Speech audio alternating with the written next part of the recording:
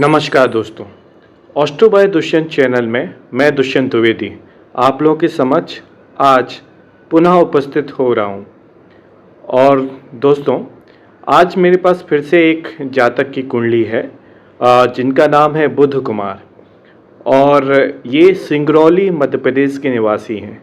तो मैं सबसे पहले इनके जन्म का विवरण आप लोगों के समक्ष प्रस्तुत करता हूं कि इनका जन्म दिनांक है 23 नवंबर 1983, 23 नवंबर 1983 और जन्म का जो समय है 4:30 शाम का, मीन्स 4:30 शाम को इनका जन्म हुआ है। और इन जातक का भी प्रश्न यही है कि इनकी कुंडली में विवाह का योग है या नहीं। जैसा कि आप इनके जन्म के समय से देख रहे हैं, इनका 1983 का बर्थ है, तो ये इस समय 2025 चल रहा है, तो अराउंड 42 इयर्स के आसपास इनका टाइम पीरियड हो रहा है और ये 40 प्लस के हैं। और ये अभी अपनी कुंडली के माध्यम से ये मार्गदर्शन लेना चाह रहे हैं कि इनका आगे भविष्य में विवाह का योग है, प्रबल है या नहीं है।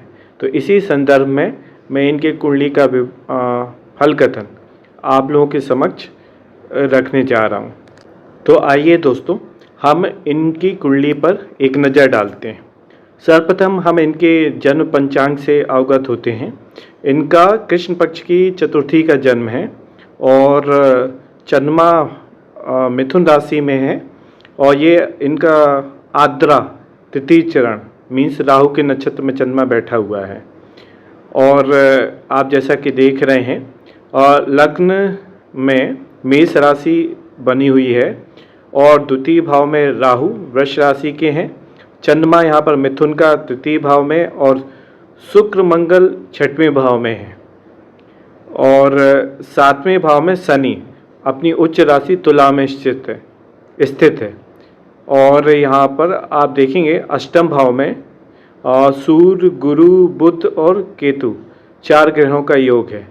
तो इनके सारे ग्रह आप देखेंगे राहु केतु को मिला करके एक तरफ पूरे ग्रह हैं, मीन्स और काल सर्प दोष भी इस कुंडली पे लगा हुआ है। दूसरा, हम इनका नवमांश चक्र में देखेंगे तो नवमांश में धनु राशि का नवांश लग्न पर है और द्वितीय भाव में बुध यहाँ पर है और शनि, गुरु, चंद्र 3 ग्रह इनके तृतीय भाव में है और चौथे भाव में नवांश में मंगल बैठा हुआ है और अष्टम भाव में राहु और शुक्र युति बनाकर स्थित है और दशम में यहाँ पर सूर्य है नवमांश में। तो इनके लग्न चक्र के आधार पर जो इनका मूल प्रश्न है कि इनकी कुंडली में विवाह का योग बना है या नहीं है, तो आप देख सकते हैं कि सर्वप्रथम तो हमको ये जानना होगा कि विवाह और कुंडली में कराने वाले ग्रह कौन से हैं। तो मुख्य ग्रह हमको ये जानना होगा कि कुंडली में विवाह कराने के लिए कौन होता है। तो स्त्रियों की कुंडली में मुख्य ग्रह होता है गुरु और पुरुषों की कुंडली में हम देखते हैं विशेष तौर पे शुक्र को देखते हैं। हालांकि गुरु के ही कारण विवाह का साधन संपन्न होता है। ठीक है, तो अब कुंडली में जो दूसरी हम बात करते हैं कि यदि हमें किसी भाव से संबंधित फल को जानना है कि वो पूरा मिल रहा है कि नहीं, तो उस भाव में स्थित राशि और उस भाव के सौम्य की स्थिति और उस भाव का कारक, तो यहाँ पे मतलब एक जो सिद्धांत है भाव, भावपति और भाव कारक, इन तीनों पे ही हमें दृष्टि डालनी होगी, तब हम एक निष्कर्ष पे जा सकते हैं कि कुंडली में जो योग है बना हुआ है वो कितना कार्यगत है या नहीं। अब जैसे आप इनकी कुंडली में देख रहे हैं तो जो लग्नेश मंगल 6वें भाव में स्थित हो गया, तो लग्न से 6वें में मंगल चला गया, अव नाम का योग बना रहा हुआ है। ठीक है, और यहाँ पर सप्तमेश तुला राशि का स्वामी शुक्र जो कि पुरुषों में कारक ग्रह भी होता है, तो वो आपका 6वें भाव में आ गया है, वो भी कन्या राशि में नीच का हो गया। तो यहाँ पर भाव और सप्तम भाव जो है, सप्तम भाव में शनि स्थित हो गया है। तो शनि जिस भाव में स्थित होता है उस भाव से संबंधित जो रिश्ते होते हैं उनमें दूरियां पैदा करता है। तो अब आप देखेंगे कि सप्तमेश छठवें में भाव में नीच राशि का चला गया है और सातवें भाव में शनि स्थित है और सप्तमेश पर जो कि नीच राशि में उस पर राहु की सीधी दृष्टि, मतलब पांचवी दृष्टि राहु की भी पड़ रही है और राहु की सातवीं दृष्टि गुरु पर भी पड़ रही है। और यहाँ पर गुरु अष्टम में, राहु की साथ में और केतु के साथ में, केतु और सूर्य जैसे ग्रहों के साथ में। तो आप देखेंगे कि इस स्थिति में ये लग्न हमारा पड़ा हुआ है। तो भाव में भावपति भाग कारक के सिद्धांत से भाव में शनि होने से भाव पीड़ित हो गया और भावपति शुक्र जो कि स्वयं नीच राशि में होकर छठवें भाव में चला गया और राहु की दृष्टि से, तो ये भी पीड़ित हो गया। और भावपति और भाव कारक में गुरु जो कि मतलब अष्टम में चला गया, तो ये भी पीड़ित हो गया।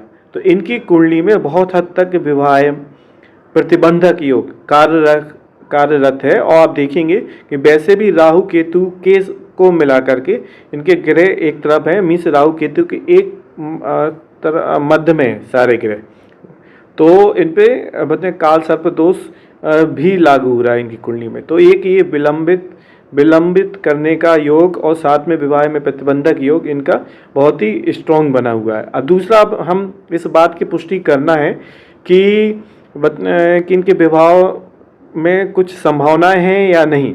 तो हम आप नवमांस चक्र में देखेंगे कि नवमांस में लग्न जो है, नवमांस लग्न है तो गुरु का, पर गुरु यहाँ पर भी तृतीय भाव में शनि और चंद्र के साथ में चला गया और गुरु यहाँ पर शनि की राशि में और शनि के साथ स्थित हो गया।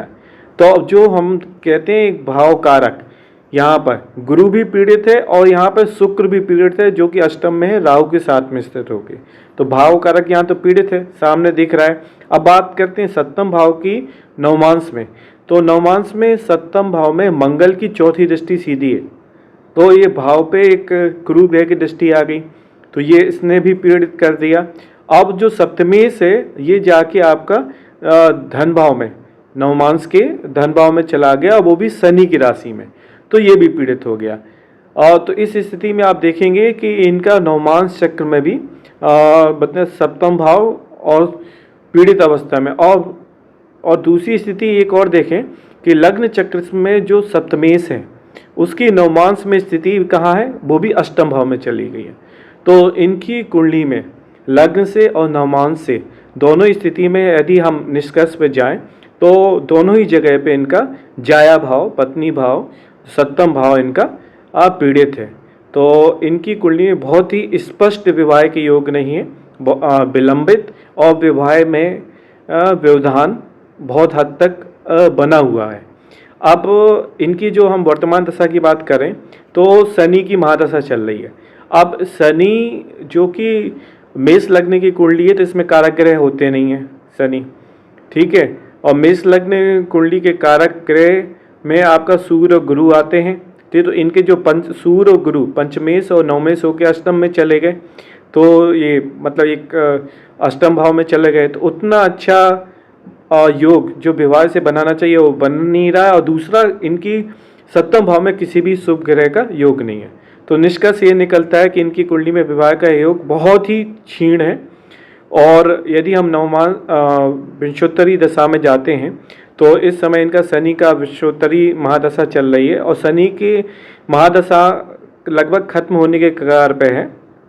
उसके बाद बुध की महादशा स्टार्ट होगी, जो कि बुध भी इनका अष्टम में बैठा हुआ है। और जो अंतर्दशा चल रही है इस समय इनकी, उसमें गुरु की चल रही है। और गुरु की अंतर्दशा वो भी आप ये मान के चलिए कि लगभग 26 मई 2026 तक है।